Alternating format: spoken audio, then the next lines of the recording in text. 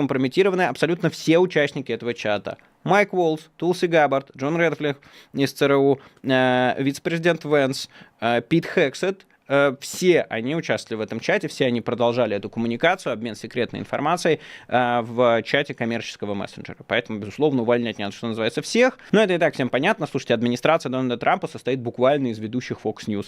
Ну, то есть там нет ни одного компетентного профессионала. Пит Хексет не может быть министром обороны. Это алкаш, телевизионный алкаш, который... Ну, я не в смысле пытаюсь его оскорбить словом алкаш. Нет, алкоголизм — это тяжелая болезнь, и вообще, как бы, ее не надо табуировать. Проблема в том, что как бы у вас не может больной человек быть главой Пентагона. Да, Пит Хексет — это натурально алкоголик, о чем он рассказывал, в том числе на слушаниях в Сенате. То есть это человек глубоко болен, у него нет никаких профильных компетенций, он не может управлять войсками, он не может управлять Пентагоном. Из этих людей, из таких людей состоит вся команда Дональда Трампа.